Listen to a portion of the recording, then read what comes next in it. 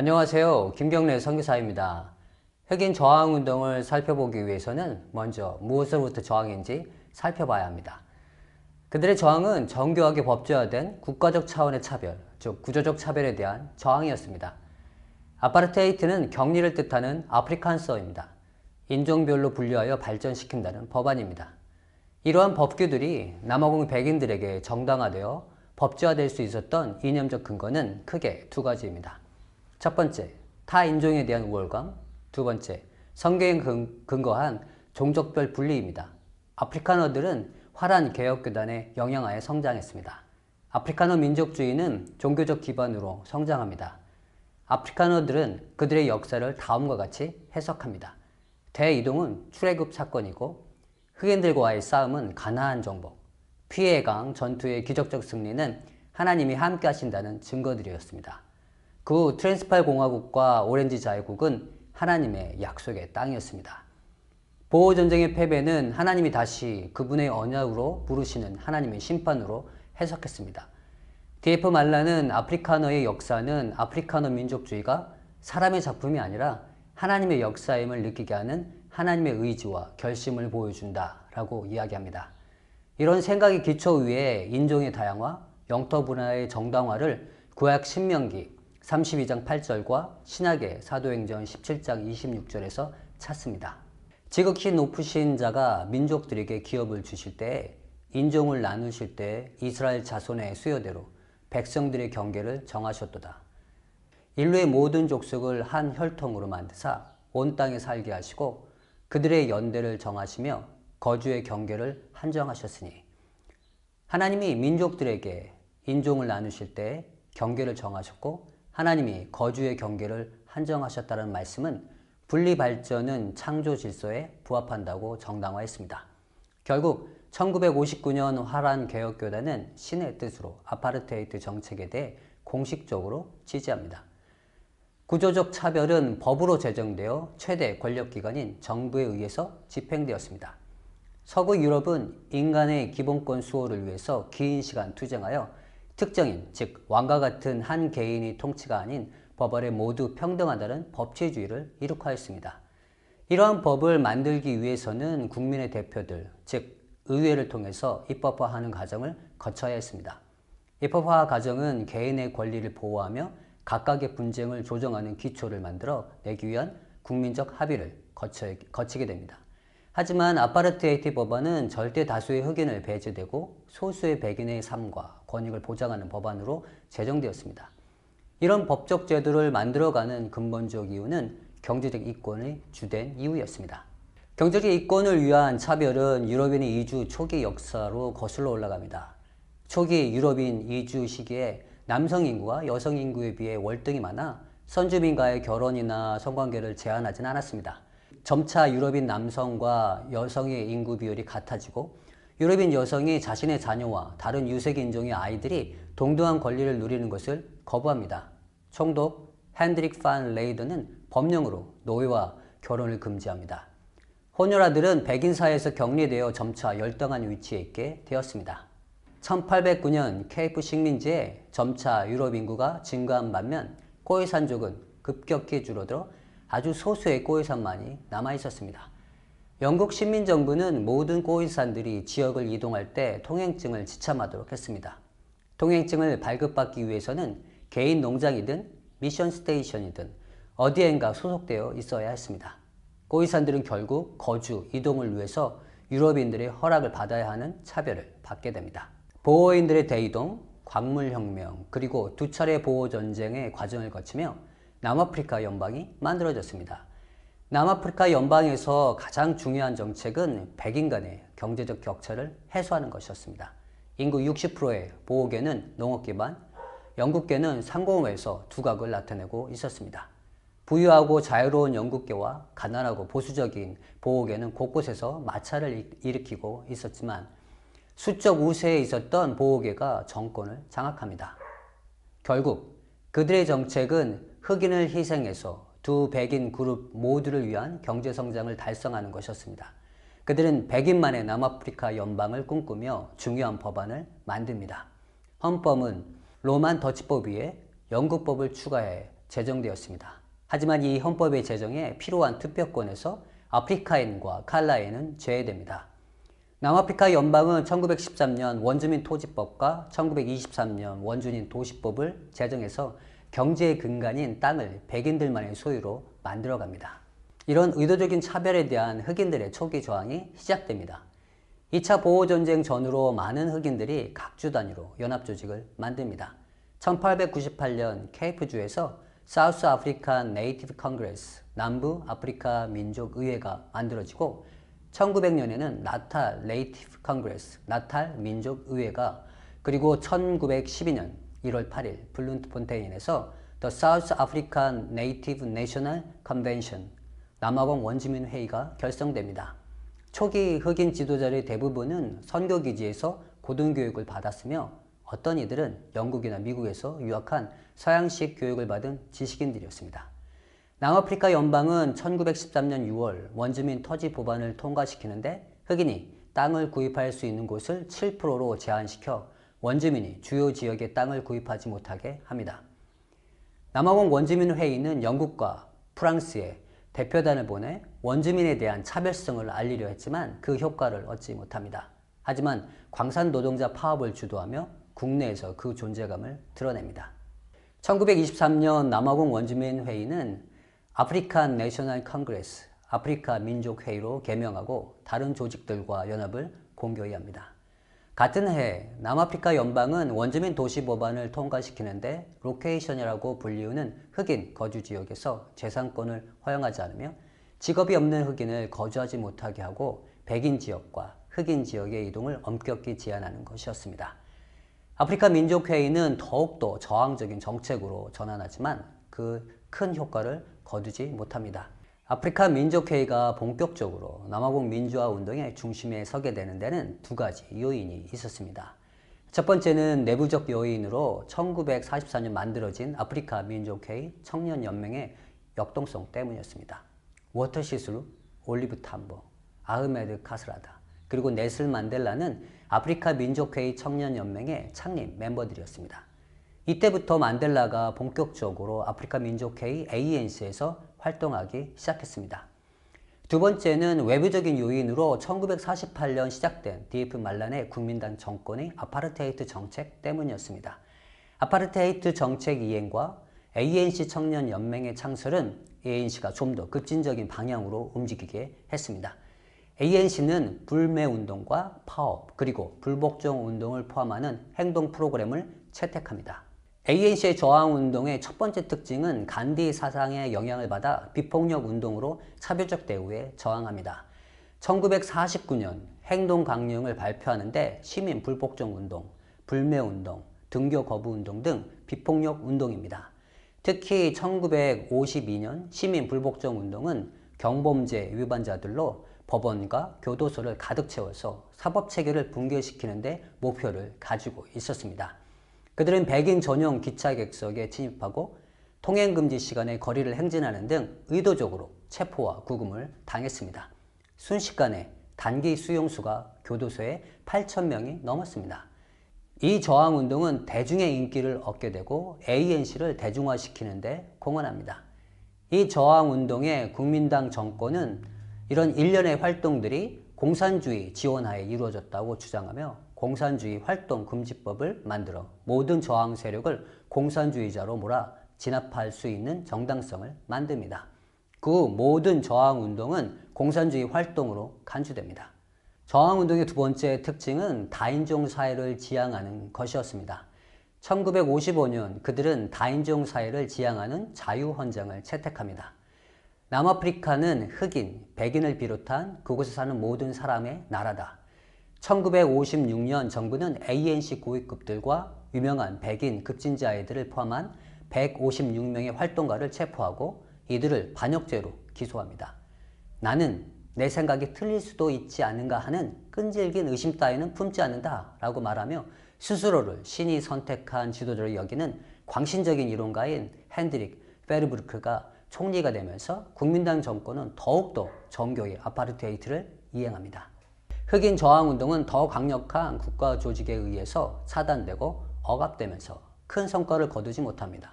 오히려 더 강력한 탄압을 위한 법적 제도가 마련됩니다.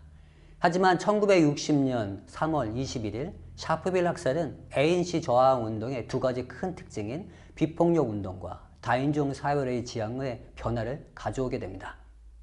ANC 안에 아프리카 민족 해방파는 흑인이 아닌 다른 인종과 결탁하는 것을 달갑게 생각하지 않고 남아프리카의 유일한 참 주인은 아프리카인이고 다른 인종은 남아프리카를 훔친 도둑에 지나지 않는다고 생각했습니다. 1959년 아프리카 민족 해방파는 아프리카 민족회의와 결별하여 범아프리카 회의 PAC라는 조직을 만들었습니다. 그들은 ANC와 경쟁하며 대중의 지지를 얻기 위해 전투적인 행동으로 저항의 운동을 진행합니다. 그것이 바로 허가증을 불태우는 운동입니다. 1952년 보통 원주민 통역법으로 불리우는 원주민법 수정안을 통해서 16세 이상 남자와 여자 모든 아프리카인들은 도시에 들어올 때 허가증을 지니도록 합니다. 아프리카인의 도시 거주는 고용된 노동자에 제한했고 그들의 가족은 제외되었습니다. 1960년 3월 21일 샤프빌에서 허가증을 불태우며 시위를 하는 시위대에게 경찰은 무차별 발포를 하고 69명이 사망하고 186명이 부상을 입었습니다. 사상자 대다수는 총격을 피해 달아나다가 등에 총에 맞았습니다. 샤프빌 학살은 아파르테이트 정권의 잔악성을 상징하는 사건으로 전 세계인에게 뚜렷이 각인되었습니다. 샤프빌 학살 이후 흑인 저항은 더욱더 거세져 시위, 파업, 그리고 폭력은 확산되었습니다. 국민당은 ANC와 PAC를 불법화하고 아파르테헤이트에 반대하는 수천 명을 구금했습니다. 1961년 ANC 안에는 만델라를 중심으로 한 무장 조직이 필요함을 강조하는 그룹들이 있었는데 그들은 무장투쟁이 억압받고 있는 아프리카인들에게 강력한 지지를 이끌어내 빠른 시일 안에 아파르테이트 정권을 무너뜨릴 수 있는 수단이라고 주장했습니다. 결국 그해 6월 비밀회의에서 격렬한 논쟁 후 아프리카 민족회의는 비폭력 노선을 유지하지만 독자적인 무장 조직을 세우고자 하는 당원들의 행동을 방해하지 않는다고 동의합니다. 만델라를 의장으로 세워진 무장 조직의 이름이 음콘도 웨시주의 민족의 창입니다. 이 조직은 ANC와 공산주의자의 합작품이었습니다. 당시 무장활동은 사보타주 공격과 게릴라전으로 진행되었는데 음콘도 웨시주에는 그 경험이 전혀 없었기에 공산주의자들의 도움이 필요했습니다. 사보타주란 사람을 대상으로 하지 않고 산업체나 공공기관을 파괴하여 생산과 행정 업무를 마비시키는 행위를 말합니다. 만델라는 사보타주 공격을 통해서 불안을 조장하게 되면 외국인 투자자들이 남아공을 떠나 경제적 혼란이 일어나는 등 큰 피해가 생기게 되고 백인 유권자들과 정부는 정책 전환을 할 것이라고 생각했습니다. 1961년 12월 16일 요하네스버그를 비롯한 여러 도시에서 폭탄이 터지며 사보타주 공격이 시작됩니다. 18개월간 주로 공공건물과 철도, 에너지 시설을 대상으로 사보타주 공격이 산발적으로 발생합니다. 만델라는 6개월간 다른 아프리카 국가로부터 무장투쟁 지원을 받기 위해 해외에 체류합니다. 그 기간 공산주의자 도움으로 그는 단기 군사훈련을 받기도 했습니다. 하지만 1962년 7월 남아프리카에 귀국한 지 채 2주도 되기 전에 경찰에 체포됩니다. 만델라가 음콘도와 사보타주 운동과 관련되어 있다는 증거를 확보하지 못하고 노동자 선동과 불법적 해외여행을 한 혐의로 구속되고 5년 징역형을 선고받습니다. 그 사이 비밀 경찰들은 1963년 7월 11일 릴리스 리프 농장을 습격하여 가담자들을 모두 검거합니다.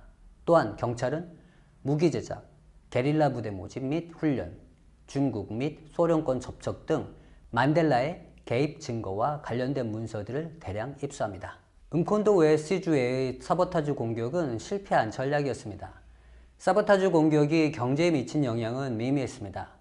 외국인 투자자들은 1960년대 초 불안한 상황에 겁을 먹고 달아나기는커녕 오히려 남아공 경제에 더 깊이 개입했습니다.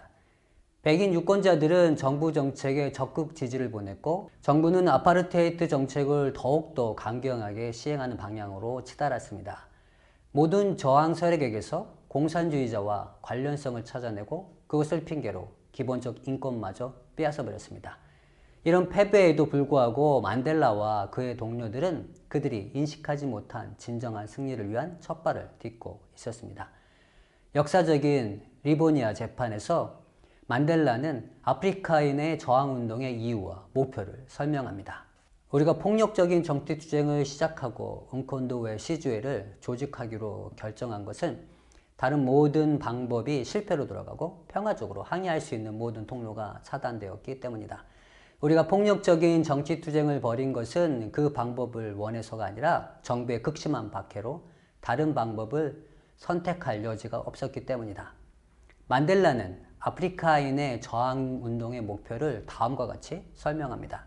아프리카인들은 남아프리카 전역에서 정당한 목을 인정받기 원한다. 우리는 이 사회에서 안전과 이권을 보장받기를 원한다.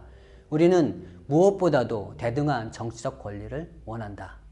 미리 준비한 모든 성명서를 읽고 마지막 최후 변론을 합니다. I have fought against white domination and I have fought against black domination.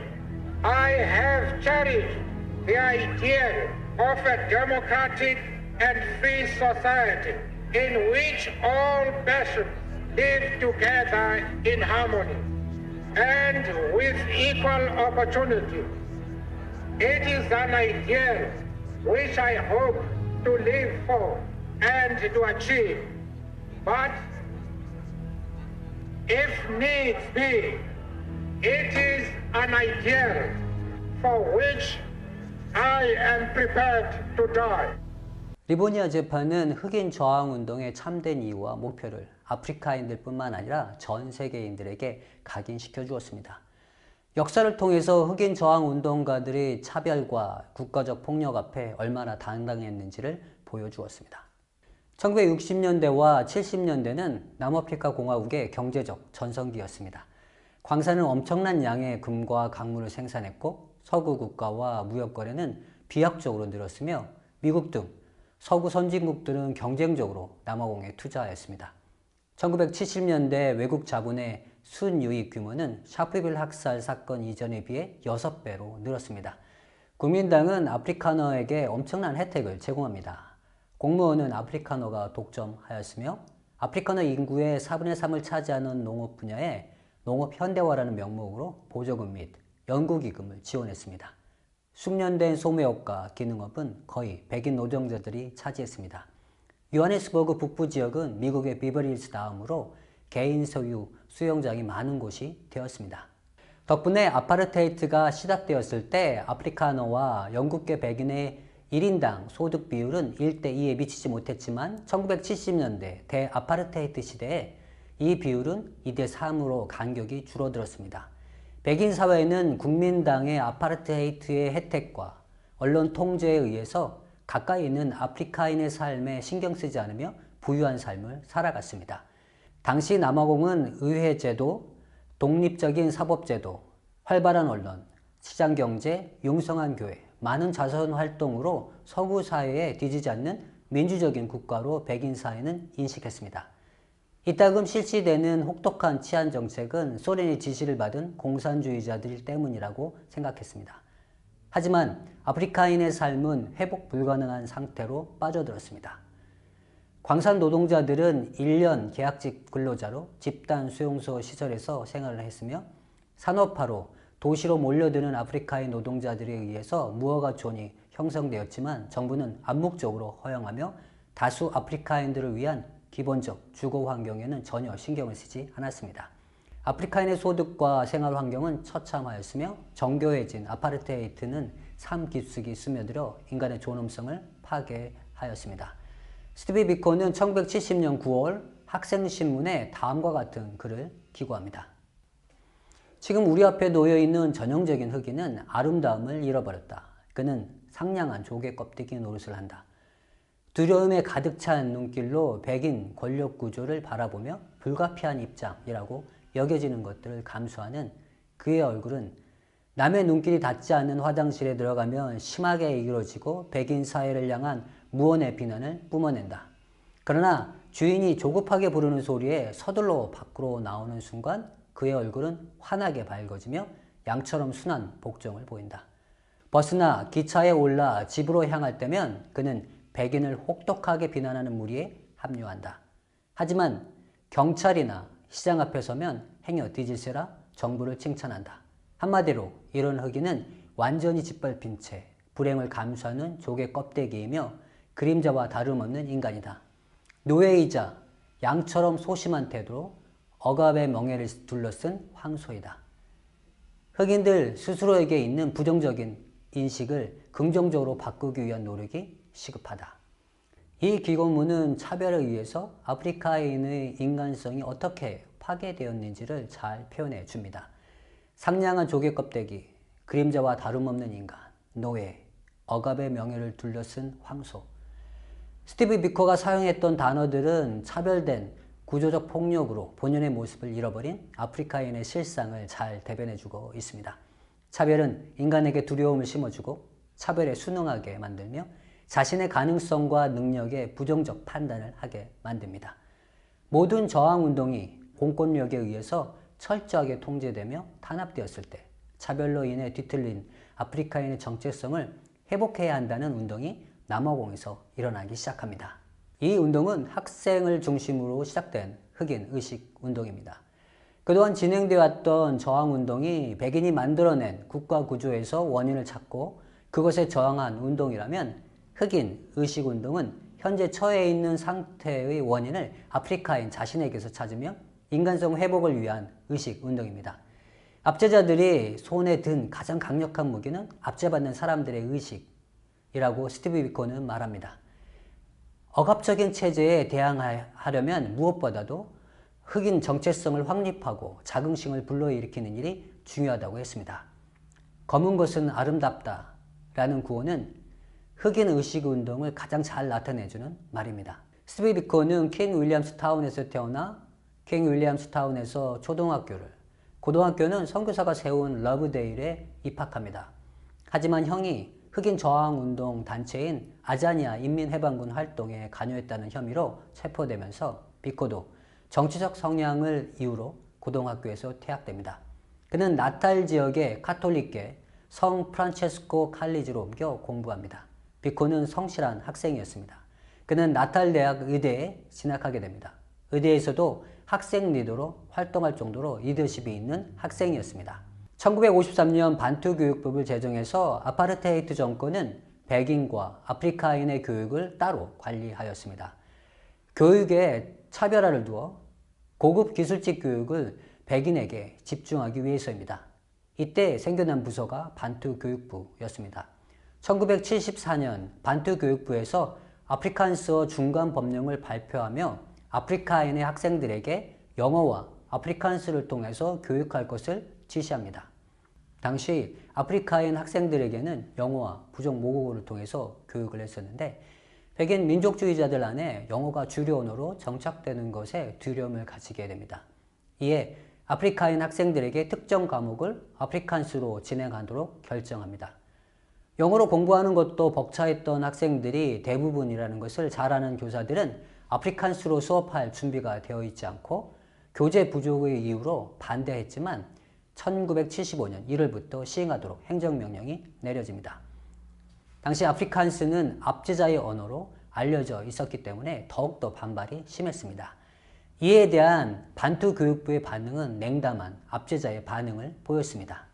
당시 반투 교육부 차관은 직장 상사들은 대부분 아프리칸스나 영어를 사용하고 있기 때문에 아프리카인 학생들이 두 언어를 모두 아는 것은 좋은 기회이다 라고 했으며 다른 관리는 반투 교육부는 정부가 흑인 교육의 비용을 지불하고 있기 때문에 교육 언어를 결정한 권한을 가지고 있다라고 주장했습니다. 하지만 그 시기 모든 백인 학생들은 무료로 교육을 받고 있었고 오히려 아프리카인들은 한 달 생활비에 해당되는 돈을 1년 학비로 지불하고 있었습니다. 갑자기 도입된 생소한 언어 아프리칸스는 학생들이 학업에 집중하기보다는 언어를 이해하는 스트레스로 학업을 이어갈 수 없게 만들었습니다.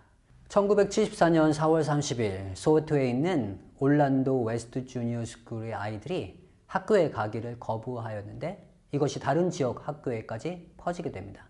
결국 1976년 6월 16일 소웨토 학생들은 아프리칸스 수업을 거부하는 대규모 집회를 기획하고 추진합니다. 행진은 전통춤과 노래가 섞여 아프리카에서 흔히 볼 수 있는 축제 같았습니다. 아이들은 플랜카드를 들고 어깨를 들썩이며 행진했습니다. 배우려고 학교에 들어와 하인이 되어 나간다. 아프리칸스어를 타도하자. 백인에 의한 반투 교육은 지옥에 보내자. 경찰 기동대는 어린 아이들을 향해 총을 발포하여 그날 23명이 죽었습니다. 그 후 176명이 총에 죽고 1139명이 부상을 입었다고 정부는 발표했지만 실질적으로 600에서 700여 명이 목숨을 잃고 4천여 명 이상이 부상을 당했습니다. 그중 다수는 어린 학생들이었습니다. 이 한 장의 사진, 죽어가는 13살 소년 헥터 피터슨의 사진은 흑인 저항운동의 전환점을 가져다준 소웨토 봉기의 아이콘이 되었습니다. 소웨토 봉기는 흑인 저항운동이 온 연령층으로 확대되는 계기가 되었고 국제적인 관심을 불러일으킨 중요한 사건이 되었습니다. 학생들이 정부 정책에 반대하며 자신들의 생각을 강하게 표현했던 이유는 흑인 의식운동이 있었기 때문입니다. 당시 흑인 의식운동은 세미나를 통해서 청소년들에게 퍼져나갔습니다. 1970년대 학창시절을 보냈던 평범한 여학생은 그 시절을 떠올리며 다음과 같은 이야기를 합니다. 다양한 세미나를 통해서 흑인 의식의 철학에 고취되어 젊은 나의 생각은 점점 더 비판적으로 바뀌어가기 시작했습니다. 저는 공책에 다음과 같은 문구로 채워나갑니다. Black man, you are on your own. Black and proud. Black is beautiful. 스티브 비코는 청소년들의 가치관을 바꾸어 놓았으며 그로 시작된 소웨토 봉기는 흑인 저항운동의 큰 전환점을 가져다 주었습니다.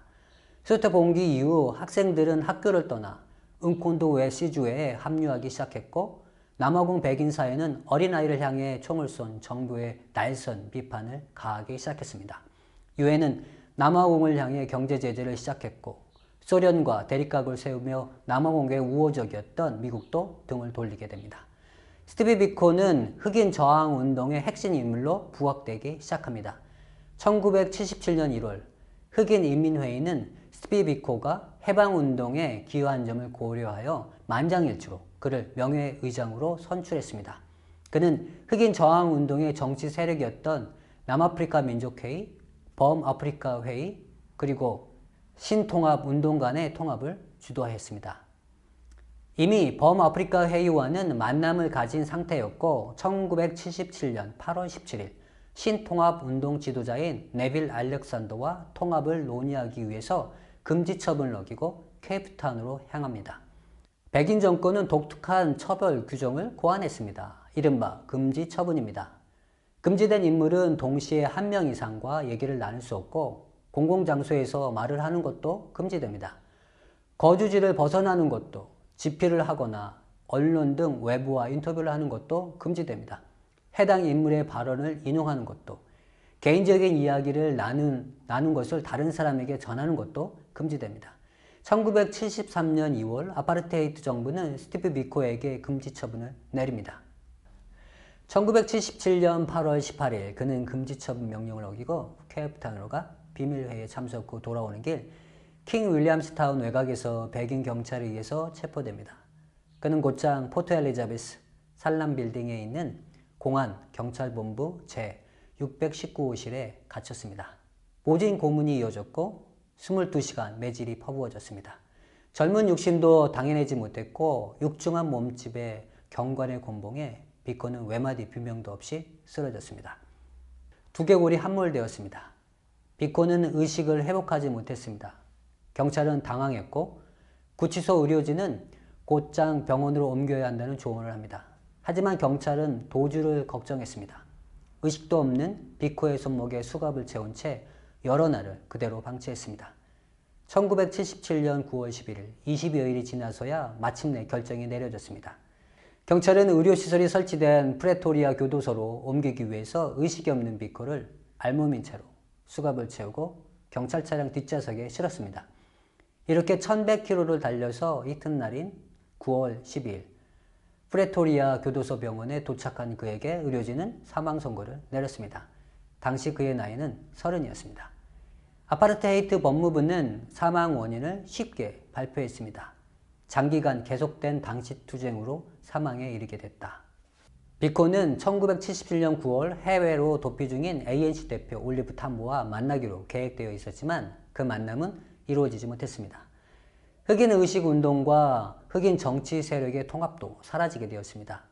정부는 수십 명의 흑인 지도자들을 구금하고 전국 각지의 흑인 의식운동 조직을 불법화하여 강제 진압하였습니다. 반투스탄 정책으로 1976년 트랜스카이를 독립국으로 선포하면서 290만 명의 코사족이 남아공 시민권을 잃었습니다. 1977년 보프사 쭈아나의 독립국 선언으로 180만 명의 쭈아나족이 남아공 시민권을 잃었고 1979년 벤다, 1981년 시스카의 독립을 선언합니다. 1976년부터 81년 사이 약 800만 명의 아프리카인들이 남아프리카 공화국 시민권을 잃었습니다. 아파르테이트 정권은 흑인과 관련한 우리의 정책이 완전히 종결되면 남아프리카 공화국 시민권을 지니는 흑인은 단 한 명도 남지 않을 것이다 라고 단언합니다. 당시 흑인 저항 운동은 방향성을 잇는 듯 했습니다. 하지만 역사는 언제나 인간이 자신들의 나약함을 느낄 때 작은 사건에 큰 변화를 가져옵니다. 선데이 포스트는 1980년 3월 16일 일면에 프리 만델라 캠페인 문구를 게재합니다. 패배자로 감옥에서 죽음을 맞이하리라 생각했던 만델라는 감옥에서 흑백의 화합을 위한 인물로 준비되었고 프리 만델라 캠페인은 세상이 다시 그에게 집중하게 하였습니다. 1980년대 남아공은 대혼란기에 있었습니다. 1976년 소위에트 봉기 이후 남아공 경제는 급속도로 추락합니다. 그 첫 번째 원인은 아파르테이트의 경제 구조적 문제점들이 드러나기 시작한 것입니다.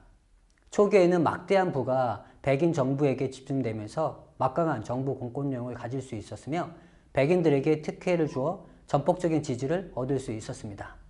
하지만 노동시장에 숙련된 기술자 공급이 경제 발전 속도를 따라가지 못했으며 해외에서 유입되는 백인 이민으로 그 간격을 메꾸기에는 역부족했습니다. 당시 숙련된 노동력의 부족분이 10만여 명에 이르렀습니다. 두 번째는 노동조합 연맹의 탄생입니다. 1973년 더반에서 연속적으로 파업이 발생합니다. 1월에 2,000명으로 시작한 파업은 2월에는 3만 명으로 확대되었습니다. 이러한 지속적인 파업은 전국적으로 확대되어 소위에트 봉기 이후 노동조합과 노동자들은 흑인 저항 세력으로 성장하게 됩니다. 1979년 말 비로소 남아프리카 노동조합 연맹이 탄생하고 그 뒤를 이어서 남아프리카 연합협의회가 조직되었습니다. 노동조합 연맹은 노동자들 사이에 큰 단결을 가져왔으며 그들의 목소리와 힘을 증가시켜 주었습니다. 1982년 14만 명의 노동자가 참여한 394건의 파업이 있었습니다. 아프리카 노동조합 연맹과 남아프리카 연합협의회는 1979년 7만 명의 회원에서 1983년 32만 명으로 성장하였습니다. 하지만 1985년 정부의 비상사태 선포와 함께 불법단체로 규정됩니다. 1985년 12월 흩어진 아프리카 노동조합 연맹과 작은 노동조합들, 특히 전국 광산 노동자 조합이 연합하여 거대한 노동조합 연맹이 탄생합니다.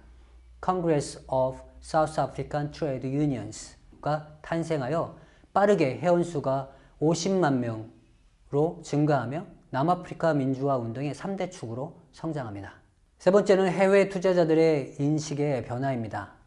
무장 경찰들이 어린아이들에게 총격을 가하는 모습과 스티브 비코에게 자행했던 아파르테이트 정권의 민낯이 드러나면서 서방 세계는 세계적인 비난과 경제적인 불매운동 및 제재 조치를 감행합니다. 남아공이 높은 수익성을 보장하는 안정적인 투자처라고 생각했던 해외 투자자들의 인식도 달라지기 시작했고 높은 경제 성장을 촉진했던 해외 자본이 남아공에서 빠져나가기 시작했습니다. 다국적 기업들은 아파르테이트 정권의 아파르테이트 철폐를 요구하기 시작했고 급기야 미국과 영국의 몇몇 주요 은행들이 철수하며 경제적 악화는 급속도로 진행되었습니다. 아파르테이트 정권이 설 자리를 잃어가면서 아프리카인들과 함께 살아가야만 하는 미래를 받아들이기 시작했습니다. 아파르테이트 정권은 이때 프리 만델라 캠페인으로 세계적인 주목을 받고 있었던 넬슨 만델라에게 관심을 가지기 시작했습니다. 넬슨 만델라를 나누어져 있는 흑인 저항 정치 세력들을 규합할 수 있는 인물, 흑인 대표자로 또한 아파르테이트 정권과 협상 가능한 인물로 인정하게 되었습니다. 27년 만에 자유의 몸이 된 만델라는 자신의 심경을 아주 짧은 말로 표현했습니다. 원숙해져서 나았습니다. 남아공의 아파르테이트 종식과 민주화는 아프리카인들의 노력에 의해서 성취되었다고 말할 수 없습니다. 너무나 다각적인 요인들을 가지고 있기 때문입니다. 세계 정세와 경제 문제 그리고 심리적, 문화적 요인이 뒤섞여 있습니다. 온 역사를 이끌어 가시는 하나님의 섭리라고 말할 수밖에 없습니다. 아파르테이트에 저항했던 흑인 저항 운동을 통해서 선교사로 살아가는 우리는 아파르테이트와 그 저항 운동이 우리가 섬기는 사람들에게 어떤 영향을 미쳤는지 살펴봐야 합니다. 초기 저항 운동에서 살펴봤던 것처럼 흑인 저항 운동은 공산주의자들과 상당히 밀접한 관련성을 가지고 있습니다.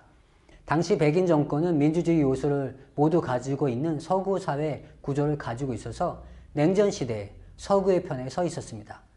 소련은 쿠바를 아메리카 교두부로 삼았던 것처럼 흑인 저항 세력을 이용해 남아공을 아프리카 교두부로 만들려고 시도했습니다. ANC가 민족의 창을 통해 무장 저항을 시도했을 때 공산주의자들의 지원을 받으며 협력하였습니다. 아프리카인들은 저항 운동의 과정을 거치며 자연스럽게 공산주의식 사회 접근 방법에 익숙해져 있습니다. 대규모 파업이라든지 폭력을 통한 목표 달성 등 그리고 분배의 문제가 중요한 정치 과제가 되었습니다. 흑인 정권이 들어서면서 사회주의식 사회로 전환을 시도하였습니다. 재건개발계획 소위 RDP라는 정책이 시행되었습니다. RDP는 정부 주도하에 분배를 통한 성장을 목표로 했습니다. 결국 분배 중심의 정치는 국민들에게 국가에 의존하게 만들며 받는 것을 당연한 것으로 만들었습니다.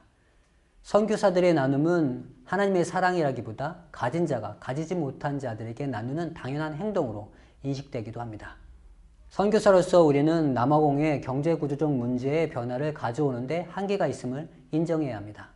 그래서 이 시간에는 좀 더 선교사들의 실질적인 고민에 집중하려고 합니다. 그것은 사회문화적 영역입니다. 초기부터 흑인 저항 운동은 차별에 대한 저항이었습니다. 백인 우월주의, 백인 민족주의는 아프리카인들을 차별하는 것으로 경제적 부를 가지며 지키려고 하였습니다. 흑인 저항 운동을 경제적 차별에 대한 저항으로만 이해해서는 안 됩니다. 이때 아프리카인들은 단지 엄청난 경제적 불이익을 본 것이 아닙니다. 차별이라는 사회문화적 피해가 더 막대했습니다. 차별은 어떤 개인이 자신이 속한 사회 집단으로부터 불공정한 대우를 받는 것으로 정의되며 지배적인 집단이 그렇지 않은 집단을 자원과 기회로부터 배제시키기 위한 하나의 기제를 의미합니다.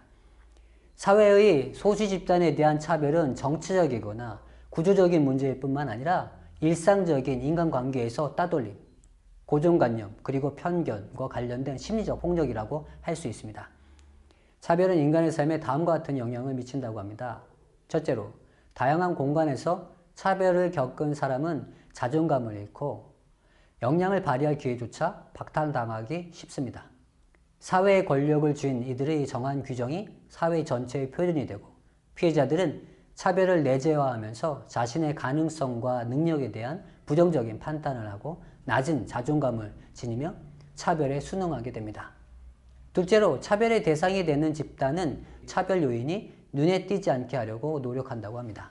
스티브 비코는 보이지 않는 영역인 사회문화적 피해를 간파한 선각자였습니다. 그래서 그는 흑인 의식운동을 통해 사회문화적으로 자신의 가치를 잃어버린 이들에게 자신들이 누구인지 이야기하고 싶어 했습니다. 소수의 백인들은 강력한 국가 권력을 이용한 차별을 통해 대다수의 흑인들에게 삶의 소망과 의미 그리고 정체성을 빼앗아버렸습니다. 아프리카인들은 단지 경제 발전을 위한 하나의 소모품에 불과했습니다. 필요할 때 쓸 수 있게 가까이 두었지만 함께 살아가는 것을 거부하였습니다. 최근 연구에 의하면 차별에 대한 경험이 많을수록 고통을 더 심하게 느끼며 과거 차별의 경험이 뇌에 각인되며 통증을 느끼는 시스템까지 바꾸어 놓는다고 합니다. 우리는 아주 흔하게 화가 나 있는 얼굴, 짜증스러운 얼굴을 한 아프리카인을 접하게 됩니다. 더 쉽게 고통을 느끼며 더 과민한 반응을 보이는 이들은 구조적 차별의 피해자라는 것을 잊어서는 안 됩니다. 우리가 그들 안에 있는 깊은 상처를 이해할 때 그들을 더 사랑할 수 있게 됩니다.